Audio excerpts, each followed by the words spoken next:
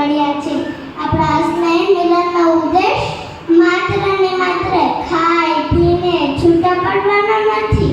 આપણે બધાને જ જન્મભૂમિ માધવપુર ગીર છે. આપણે બધા જ આપણી જન્મભૂમિને છોડીને આ સુરતને આપણે કર્મભૂમિ બનાવી છે. અહીં આપણે ઘણું જ કમાયા છીએ, છતાં પણ આપણા જ ગામનું કોઈ કુટુંબ આર્થિક રીતે બહુ નબળું હોય છે. તેવા કુટુંબમાં તેમના છોકરાનો શિક્ષણનો પ્રશ્ન આવે, મોટા દવાખાનાનો પ્રશ્ન આવે, તેના દીકરીના લગ્નનો પ્રશ્ન આવે, તે બધા જ પ્રસંગોને એક વ્યક્તિના ન રહે આપણું આખું માધવપુર ગામ ખભે ખભો મિલાવી અને તન મન અને ધનથી સપોર્ટ કરે અને કહે, ભાઈ તું મૂંઝાતો નહીં, તારી સાથે આપણું આખું માધવપુર ગામ છે. તે જ આપણો સ્નેહ મિલનનો સાચો ઉદ્દેશ છે.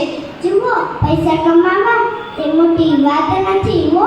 કમાયેલા પૈસાને આપણે સાથે મળીને શાંતિથી બેસીને જમવું તે મોટી વાત છે. યાદ રાખજો, કોઈના ગયા પછી મિશું લખવા કરતા તેને હયાતીમાં જ વીત્યું કહી દઈએ, તે જ આપણો સ્નેહ મિલનનો સાચો ઉદ્દેશ છે. જુઓ, અંતમાં બસ એટલું જ કહીશ. અરે હું ક્યાં કહું છું કે મારા શબ્દોની કદર થવી જોઈએ.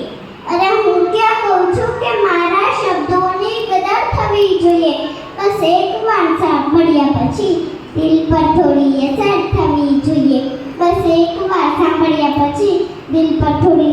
થવી જોઈએ. આ વડીલો સમક્ષ બોલવા માટે મારી ઉંમર હજુ ખૂબ જ નાની છે, છતાં પણ મારા નાનકડા મોઢે કશું મોટી વાત કહેવાઈ ગઈ હોય તો મને આપણે જ દીકરી ગણીને માફ કરી દેજો. જય હિન્દ, જય ભારત, જય શ્રી કૃષ્ણ.